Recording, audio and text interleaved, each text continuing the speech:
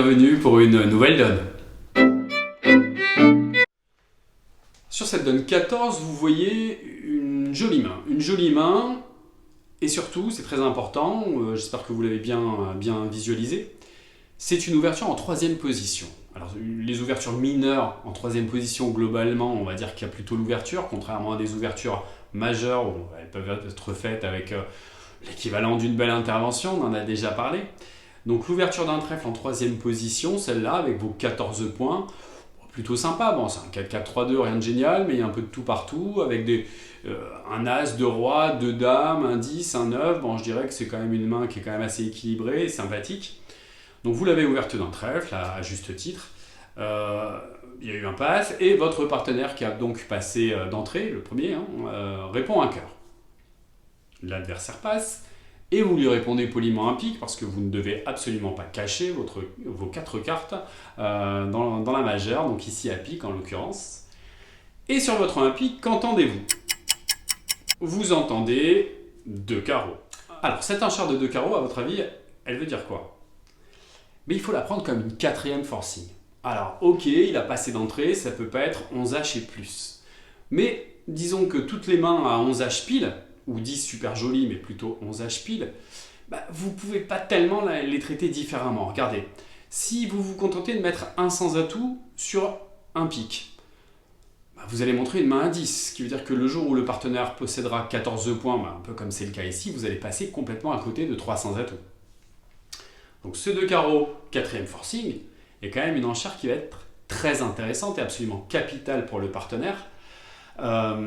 Parce que finalement aussi, je vous dirais, oui, mais si je me contente d'un sans atout 6-10, je peux en mettre 2 dans ces cas-là. Oui, mais pour mettre 2 sans atout, avec vos 11 points pile, il y a quand même un critère qui est absolument fondamental. Le répondant, il doit absolument tenir les carreaux. Et oui, tenir les carreaux. S'il ne les tient pas, je vous dirais mettre 2 sans atout sans tenue carreau, admettons que vous ne l'ayez pas non plus, vous risquez de prendre une entame à carreau qui est absolument normale, vu la séquence où il y a des trèfles, des cœurs et des piques qui ont été nommés.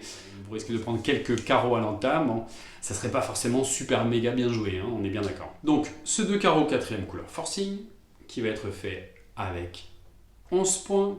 Normalement, je dirais pas plus, bien sûr, mais pas réellement moins non plus. 11 points.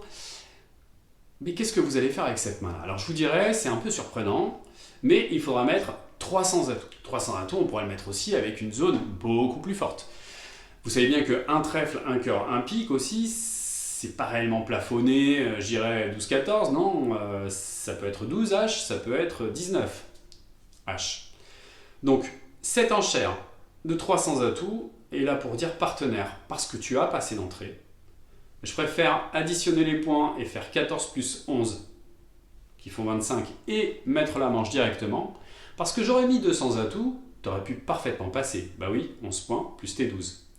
On est bien d'accord, et ça c'est très important, que si le répondant n'avait pas passé d'entrée, ça aurait fait une séquence par exemple, j'ouvre en premier d'un trèfle, un cœur, un pique chez moi, 2 carreaux chez lui, mon enchère de 200 atouts était déjà forcing, et aurait montré finalement un peu cette zone à 12-14. Donc c'est l'enchère qu'il aurait fallu choisir, bien sûr 200 atouts, si mon partenaire n'avait pas passé d'entrée. Maintenant il passe d'entrée, je ne vais pas empailler la manche.